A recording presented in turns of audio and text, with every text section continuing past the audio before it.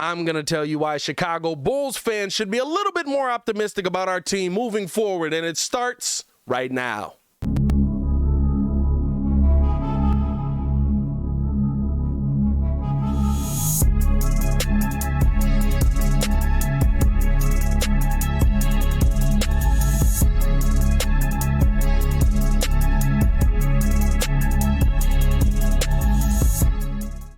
Now, if you are new to the channel, make sure that you hit that subscribe button, man. We do talk Chicago sports daily on this channel. It's the only channel talking Chicago sports, how Chicago talks, so make sure that you get in tune with us. And if you're in here watching this video right now, I need you to do me a favor. Go ahead and... Push the button.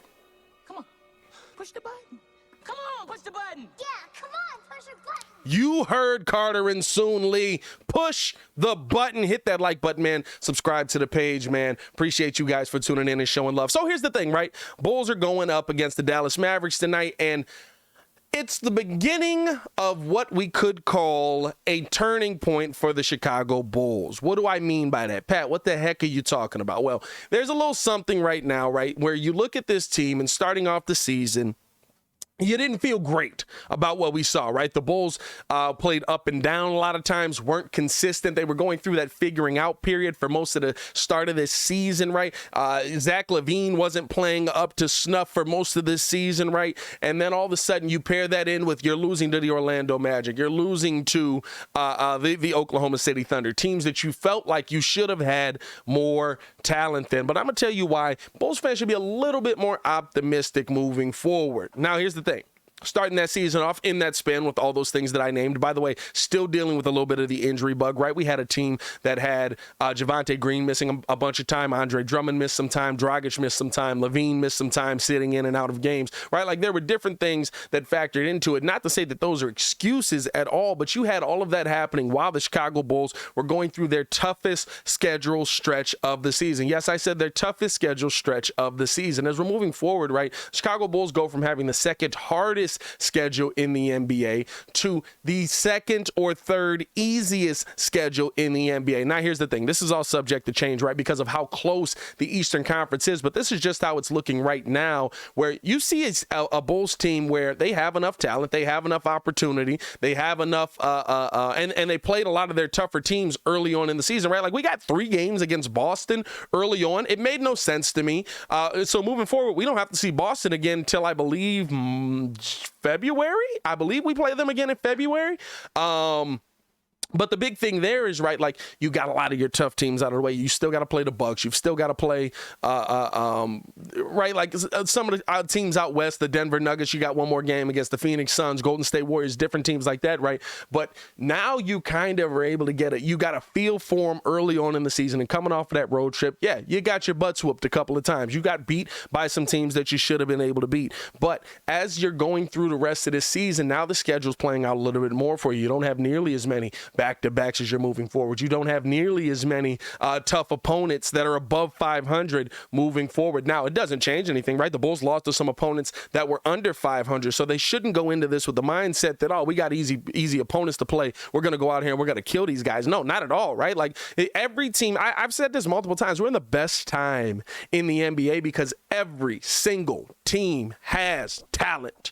Every team has talent. Now, there's levels to that talent, but every single team in this league has talent. So you can't go into any night and just say, we're going to cook them. Even right like tonight, we play up against the Dallas Mavericks, which is kind of the start of our lighter portion of schedule as we continue to move forward. We got Dallas, we got the Hawks, we got the Knicks a couple of times, right? Like those are teams that the Bulls absolutely can compete with and can play up to snuff with if they play like they did versus Washington.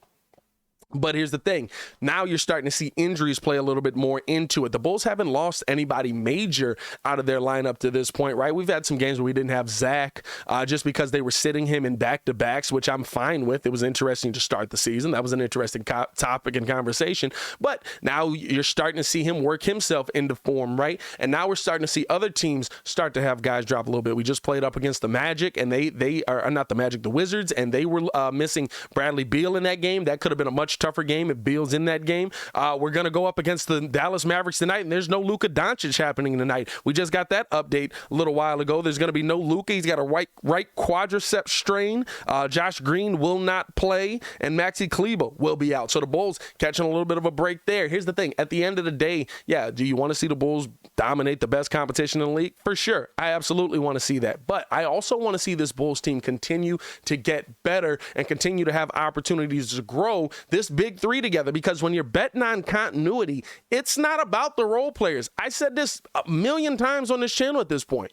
Javonte Green's played better. Kobe White's played better. Patrick Williams has played better. Ayo Dosunmu, he's kind of played very similar to what he did last year. I think he's been a little bit more up and down, but he's played better, right? Like, Dragic has been as advertised. Drummond has been as advertised. The things that we haven't seen this season is your top players being the top players consistently. We've seen one or the other go off. In the last game, we got to see all three of them working together well, going off. And I think that that's something now where you have an opportunity in this schedule to kind of take advantage of some of the teams that you're going to play. We don't know what the heck's going on with Trae Young out in Atlanta, right? He comes back. He's supposed to be ready to go. They get cooked by the Knicks. What the heck is that team? The Knicks are a team that's always beatable just because they're the Knicks. Although I did say over on Locked On Bulls, watch us beat Dallas, watch us beat Atlanta, and then we'll go out there and we'll lose to the Knicks twice, right? Like that's how this season is going. But outside of that, man, I mean, like honestly, if you look at where this team is now, and I talked about this on my last video breaking down, Zach LaVine and how he's actually living up to this contract, even though people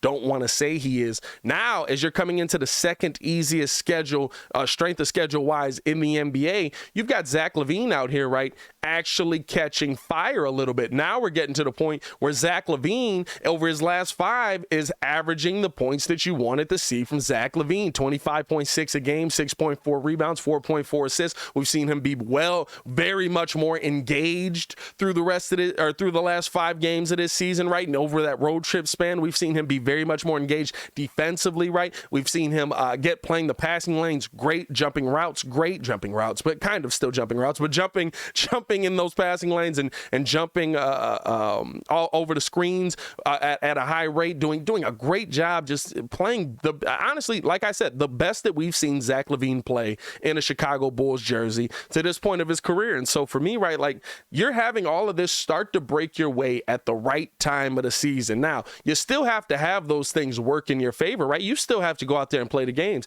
You still have to go out there and get the wins. You still have to go out there and come away with a performance that leads to you moving up in the standings. But we can't talk about this Chicago Bulls team like the season is over. I keep hearing, oh, the Chicago Bulls should blow it up. The Chicago Bulls are done. The Chicago Bulls aren't going to be able to compete. We told you guys this, right? But then you go out there and you look at the standings that this team is, or where this team is sitting in the standings. Yeah, they're 12th in the Eastern Conference right now at 10-4. But then you look at the rest of the NBA and we are what? 3.5 games back? Where are we at?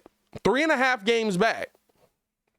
3.5 games back from the number 4 spot, which the Brooklyn Nets now hold, right? If you looked at the beginning of their season and you thought they were going to be, what'd you think with them? They were done. They're going to be cooked and no Kyrie, no KD. Guess what? They've gotten back. They've gotten a little bit healthier. And now they're 4th in the NBA. Also, new coach doing a great job. Shout out to Jacques Vaughn. I'm glad that he's doing well, bro. I'm not going to lie to you. I'm not a fan of what the Nets have done over most of their regime, bro. But I love that Jacques Vaughn's getting the opportunity to coach this team, and they are absolutely cooking for him. Shout out to him on that as well, right? But right, like the Pacers have won a lot of games by the skin of their teeth. They're sitting at 14-12. The Sixers have won a lot of the games by the skin of their teeth. Don't let last night fool you. They're 13. No, actually, last night's a perfect example of that Sixers team where they went out versus a Lakers team that you were up 9 with 28 seconds to go and you almost lost the game, right? Like that's what this Eastern Conference is right now. Anybody can beat you on any night, man. And so here's the thing. Now with the Bulls coming up into this point of their schedule, when you're looking at this Bulls team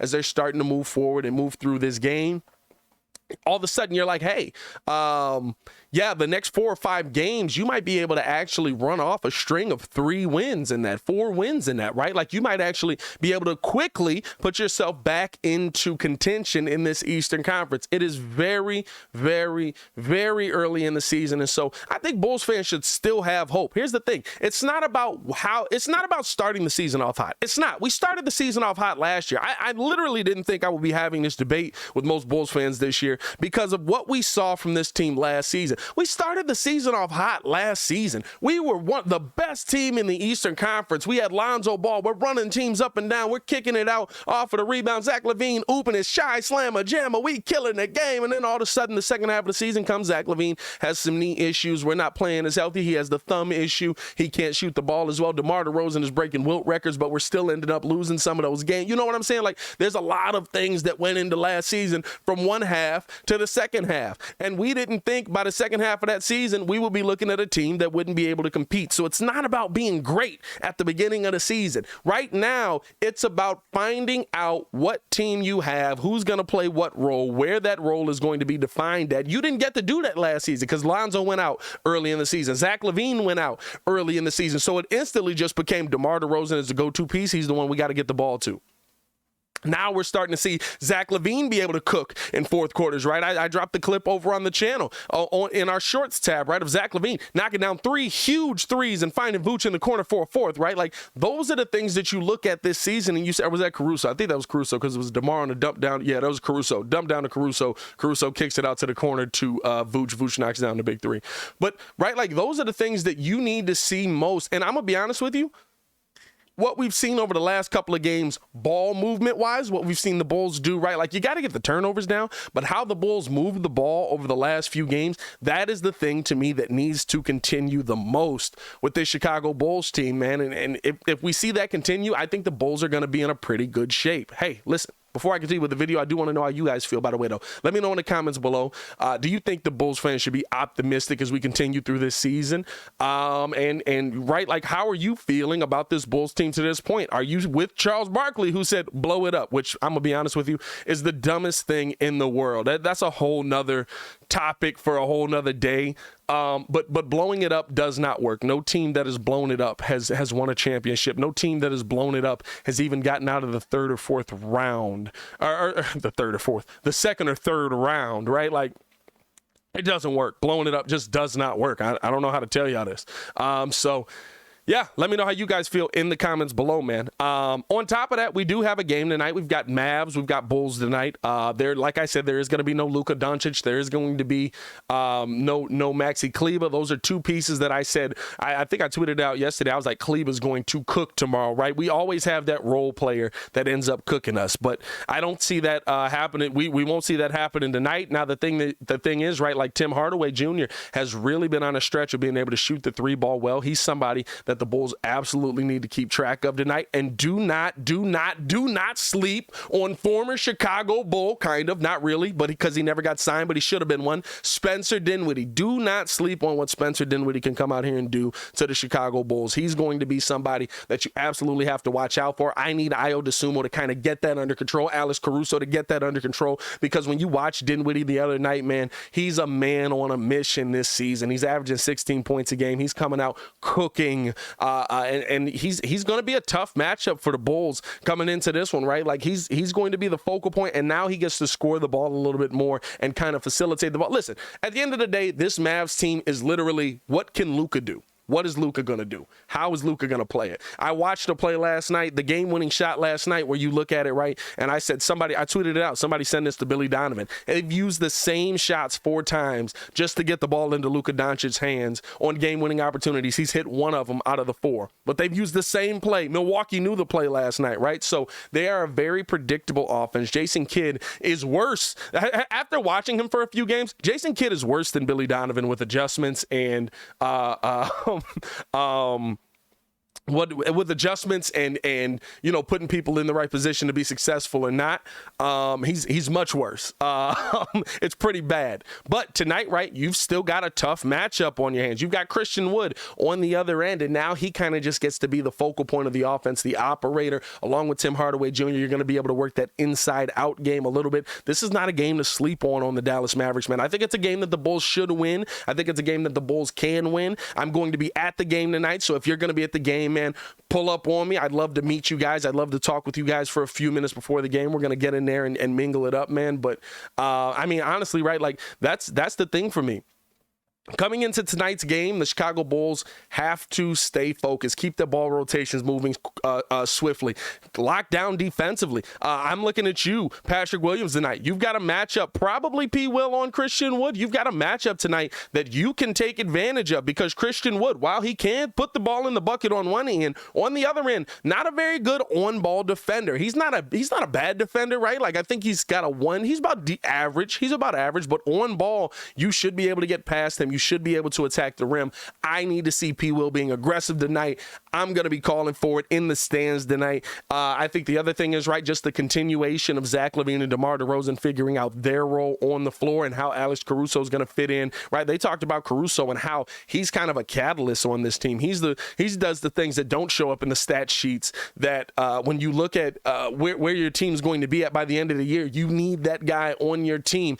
I'm going to be honest with you. I thought Caruso has had kind of a down year to this point, but now getting in the starting lineup, he's starting to play a little bit better, right? And he's starting to show it, not offensively, but right, like just making the right pass, making the hockey assist, finding the right guy open. Still got some turnover issues, but slowly working our way into the right direction, which is the reason why I said Bulls fans should be optimistic at the beginning of this video. Hey, I want to know how you guys feel. What's your prediction on this Mavs game tonight? Let me know in the comments below. I'll be down there talking with you as well. As always, it's your boy Pat the Designer, back at it again to continue watching our Chicago Bulls content. Click the links on the screen or check the links in the description below. We've got the interview with Chuck Swirsky here, and of course we've got the Zach LaVine video. Is Zach living up to his contract here? And we've got more content in the description below. Y'all tune in with us on that. As always, man, y'all stay safe out there, Chicago, and if you're gonna be at the game, pull up on me, man. Peace.